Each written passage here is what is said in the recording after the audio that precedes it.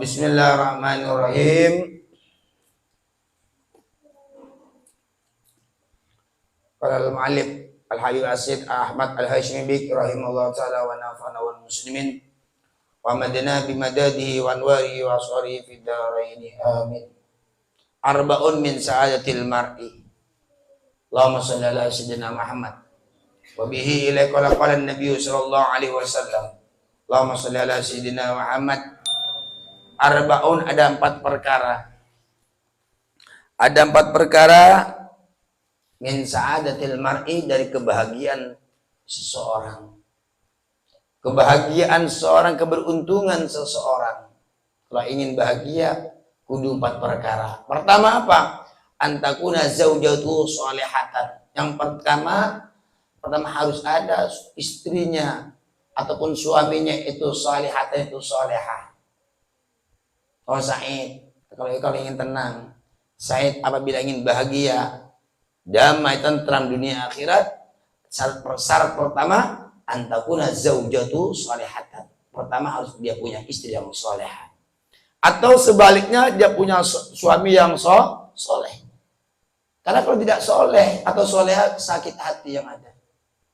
Sampean sholat, istrinya tidak sholat. Sampean puasa, istrinya tidak puasa. Sampai di rumah istri sampean keluyuran, atau sebaliknya, yang sampean itu sholat, suaminya tidak sholat. Sampean puasa ataupun sholat malam, suaminya tidur dan HP terus, sakit hati, nggak akan bahagia sampean. Jadi harus ini kunci pertama, yaitu kalau kalian ingin bahagia, pintu gerbang pertama harus sampean punya istri soleha ataupun suami yang soleh. Said puasa, istrinya tidak puasa. Said seumpama Said ibadah, istrinya tidak ibadah. Said pegang tasbih, istrinya pegang HP terus. Said di rumah-rumah, istrinya keluyuran kemana-mana mempercantik diri kayak pelacur. Sakit hatinya Said. Enggak akan pernah tenang walaupun dia Said ibadah. Sebaliknya, istrinya Said katakanlah Saidanya ibadah, Said keluyuran. Saidanya sholat malam, Saidnya tidak sholat, datang-datangnya tidur molor, subuhnya kesiangan terus. Naudzubillah. Sakit hati itu perempuan itu. Tidak akan pernah bahagia. Makanya banyak-banyak kalian berdoa kepada Allah agar oleh Allah dikasih istri solehah dan suami yang soleh. Amin Allahumma amin. Banyak-banyak Rabbana atina fid dunya hasanah fil akhirati hasanah. Benar. Sakit hati kalian bersih-bersih istri sampai jorok. Kalian bersih-bersih suami kalian sampai jorok, sakit hati sampai. Tidak akan bahagia. Kan harus sama. Kalau ingin bahagia itu harus sejalan, seirama, senada, seperjuangan dan satu tujuan, yaitu Allah Subhanahu wa taala. Kalau kalian umpama tujuannya Allah, istrinya juga tujuannya Allah. Kalau kalian itu seorang pejuang, ya istrinya harus jadi pejuang. Kalau suaminya baik, suami harus baik juga. Kalau sampean itu mengutamakan agama, kalian juga mengutamakan agama. Dan sebaliknya. Sebaliknya. Allahumma sholli ala Muhammad. Jadi, sabdanya Rasulullah ada 4 perkara dari kebahagiaan seseorang. Keberuntungan seseorang yang pertama, yaitu punya istri solehah atau suami yang soleh. Kalian ngaji kitab, istri sampean tidak ngaji kitab. Kalian umpama ngaji kitab, baca sholawat, suami sampai tidur-tiduran bahkan tidak sholat, sakit hati enggak akan pernah bahagia kalian. Tidak akan pernah bahagia karena sudah berseberangan. Sudah berseberangan. Kecuali sama-sama. Suaminya tidak sholat, sampai tidak sholat. Sampai tidak sholat, suaminya tidak sholat. Ya. Sampai mawon itu. Sampai tidak puasa, suaminya tidak puasa. Ya, no problem, tidak ada masalah. Mati muskilah itu. Tapi kalau lain arah, sakit sampai itu. Sampian seumpama melakukan judi, istri sampean judi juga. Nah, itu satu arah. Cuman bagaimanapun tidak akan pernah tenang karena Allah menciptakan ketenangan yaitu lewat ibadah kepada Allah Subhanahu wa taala. Allah tidak akan pernah menciptakan ketenangan dan ketentraman apabila bertolak dari agamanya Allah. Jangan harap walaupun uang kalian tuh banyak, mobil kalian banyak, pakaian kalian banyak, tapi hati kalian tuh busuk, tidak ada ibadah, kosong, hampa dari nurnya Allah dan kanjeng Nabi dan orang soleh, maka kalian itu busuk laksana bangkai, tidak akan pernah tenang sampean. Apalagi kalian udah miskin lagi, tidak ibadah lagi, udah sumpak lagi sampai nggak ibadah, aduh itu tambah-tambah itu, tambah-tambah lagi, tambah-tambah tidak karu-karuan itu.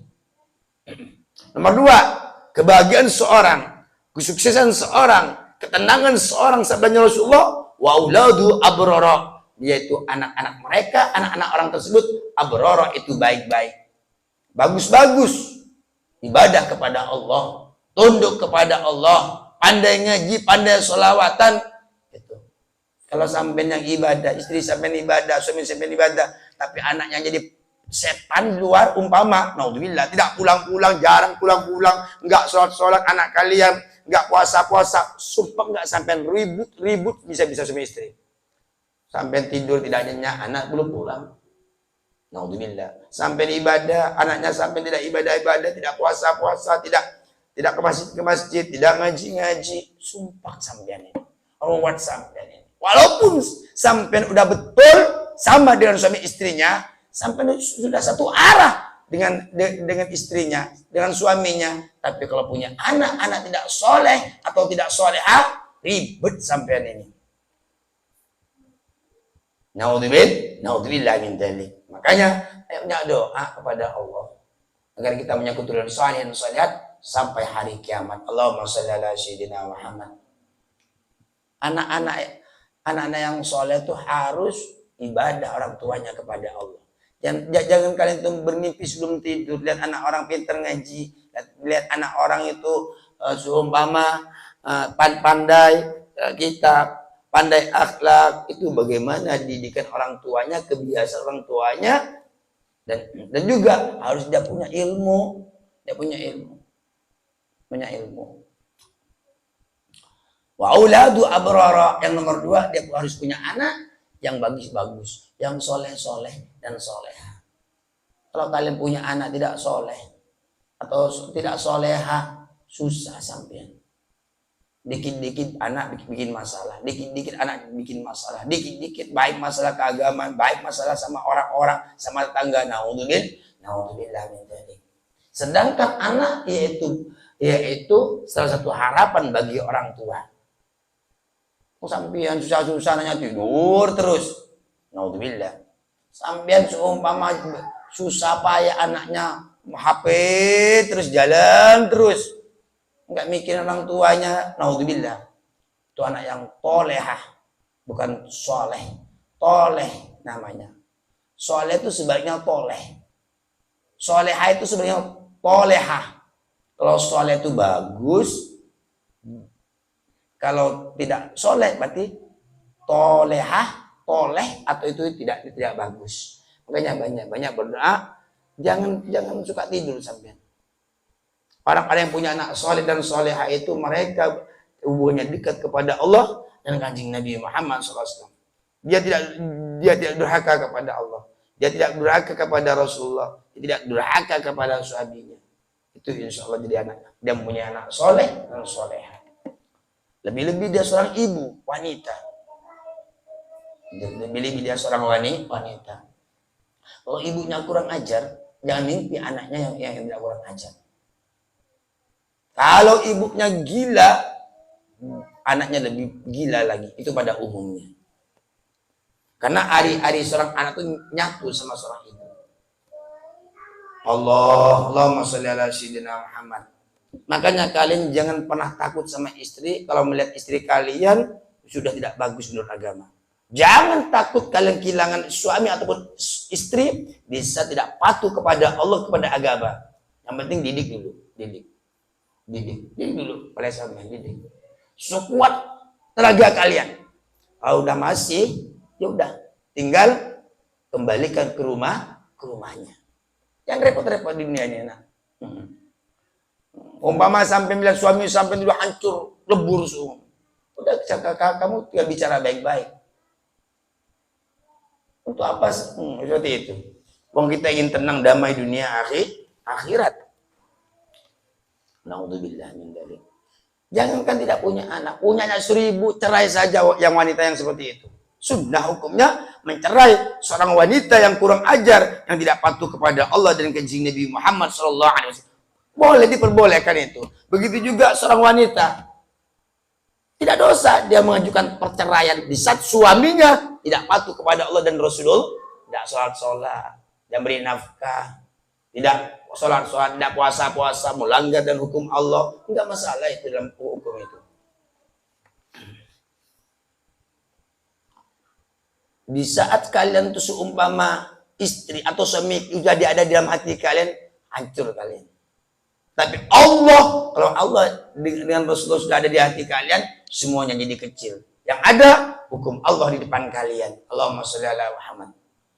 Jadi kita tuh banyak-banyak doa, semoga anak-anak kita, keturunan kita jadi anak sholihin sholihat sampai hari kiamat.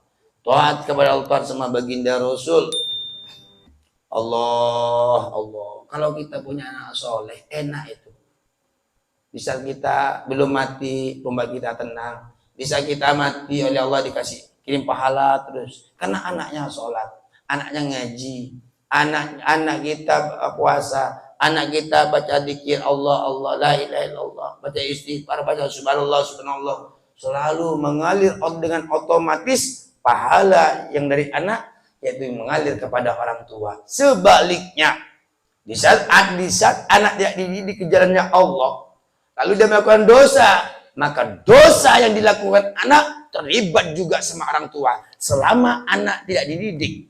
Tapi kalau anak sudah dididik, dimondokkan pesantren atau disukakan di madrasah, di musola, lalu dia masih durhaka kepada Allah, tidak terlibat orang tua.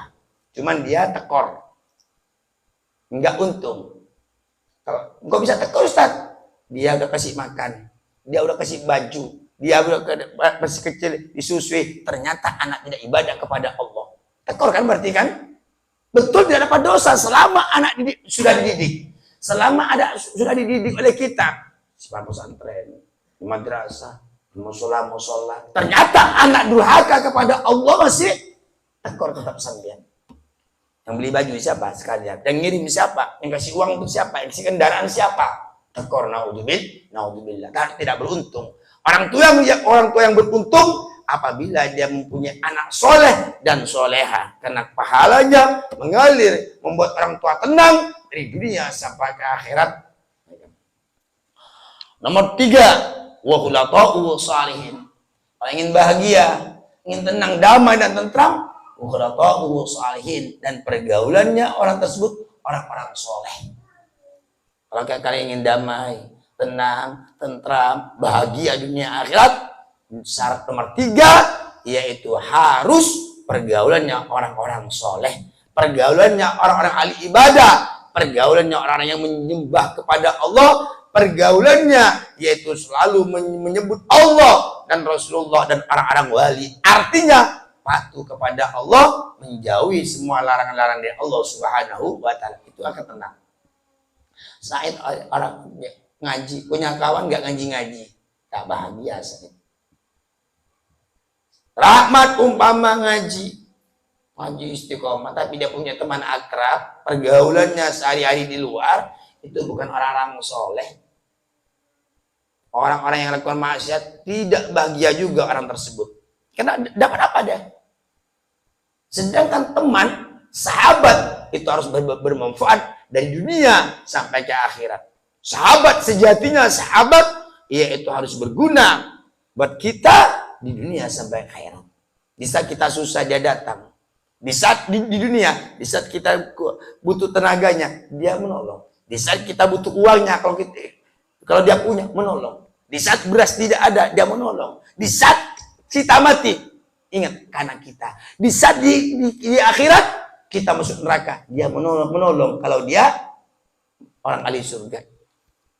Makanya carilah sahabat yang bisa menundukkan diri kepada Allah, yang patuh kepada Allah dan kanjeng Nabi, yang carilah sahabat bukan di meja makan, carilah sahabat di atas sejadahnya. Carilah sahabat yang membawa kita menangis kepada Allah. Carilah sahabat yang untuk bagaimana caranya untuk semangat ibadah kita kepada Allah. Carilah sahabat yang membuat diri kita cinta ke Allah dan kanjeng Nabi Muhammad SAW, juga membuat cinta kepada orang-orang walinya Allah Subhanahu wa taala. Jauhkanlah sahabat. Tinggalkanlah teman-teman kita yang membuat kita gila sama dunia, cuma mikir perut saja. Tinggalkan hal-hal pada seperti itu, karena tidak ada gunanya itu di akhirat. Makanya kalau mencari sahabat, carilah sahabat yaitu yang berguna, yang bermanfaat dari dunia sampai ke akhirat. Wa khulatha'u shalihin. Nomor 3, kalau orang ingin bahagia, ingin beruntung, bahagia, senang dunia, tenang di dunia, selamat di akhirat, maka nomor 3 syaratnya harus wa khulatha'u shalihin. Pergaulannya kudu orang-orang soleh. Kita ngumpul dengan orang-orang soleh. Yang perempuan ngumpul orang-orang soleh atau soleha, kan tenang. Karena di saat dia orang soleh, orang-orang baik, tentunya bahasanya baik. Yang ngajak ke baik, orang soleh. Orang yang soleh tetap ngajak ke baik. Orang yang tidak soleh, orang yang tidak baik, tentunya ngajak ke tidak baik. Makanya kalau bab sahabat, pilih sahabat itu. Wa in kunta fi qaumin fa qasaid khiyaruhum wa la tasabir rada fatarda ma'ar radi. Apabila kalian ada di suatu kaum, fasaid khiyaruhum, maka bergaulah kalian dengan orang-orang yang baik-baik. Idza kunta fi qaumin fasahib khiyarahum wa la tasabir rada fatarda ma'ar radi. Wa idza kunta fi qaumin fasahib khiyarahum la tas'abir rada fatarda ma'ar radi. Apabila kalian hidup dalam satu kaum, satu kelompok, fasahib khiyarahum, maka bergaulah sampai dengan orang-orang pilihan dan orang yang baik. Kalau tidak ada orang baiknya di satu kelompok tersebut, udah sampai menyendiri, itu lebih baik daripada ngumpul-ngumpul dengan orang yang tidak baik. La tas'abir rada fatarda ma'ar radi. Janganlah kalian bergaul dengan orang-orang jelek, dengan orang-orang yang jauh kepada Allah, dan orang-orang yang ahli maksiat. Kalau kalian bergaul memaksakan diri, fatarda ma'ar radi, maka kalian akan jadi ikut seperti mereka juga, jadi busuk juga kalian. Idza kunta fi qaumin fasahib khiyarahum la tas'abir rada fatarda ma'ar radi. Tentang persahabatan itu harus kita memilih. Dan masalah kenal. Kalau kenal kita bebas. Kenal sama siapa. Adapun masalah sahabat ataupun kita mencari istri atau suami, harus kalian pilih. Harus hati-hati. Harus hati-hati. Karena suami istri penentuan kita untuk patuh kepada Allah. Begitu juga sahabat penentuan kita, yaitu untuk bisa dekat kepada Allah ataupun jauh kita kepada Allah dan kanjeng Nabi Muhammad Sallallahu Alaihi Wasallam. Namanya sahabat itu sering ngumpul, sering catatan, sering komunikasi, itu sahabat. Itu harus milih kalian. Jangan bersahabat dengan orang-orang yang beleng-beleng kalau ingin selamat sampai. Kalau ingin bersahabat, carilah satu haluan. Kalian sholat, carilah sahabat yang sholat. Kalian puasa, carilah sahabat yang berpuasa.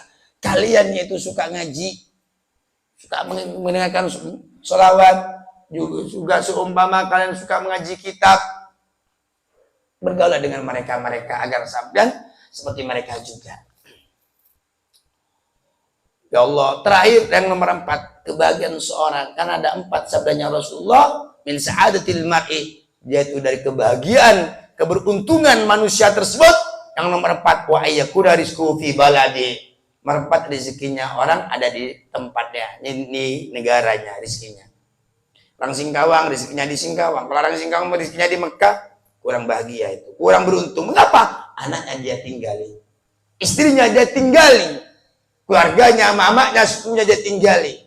Tidak akan pernah bahagia yang sempurna sebenarnya. Tapi kalau orang Singkawang, rezekinya di Singkawang, anaknya di Singkawang, suaminya di Singkawang, itu enak. Kalau Mama Said kerja ke Mekah sukses, tapi apakah dinamakan kebahagiaan yang sebenarnya? Bukan.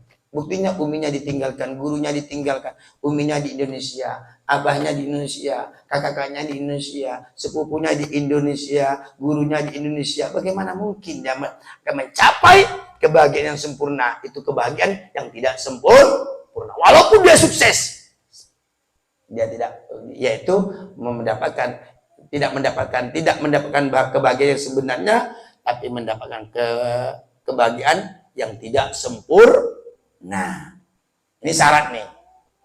Wa yakuna rizqu fi baladi, yang nomor 4, rizkinya harus ada di negaranya. Kalau kita orang Indonesia berarti rizki kita di Indonesia. Untung orang itu. Jadi kalau kalian ada di Indonesia, kerja di Indonesia, sangat beruntung karena masih ngumpul sama keluarga, sama teman-teman kalian, sama sahabat-sahabat kalian, sama tangga kalian, sama keluarga, sama seperti itu. Beruntunglah orang-orang seperti itu.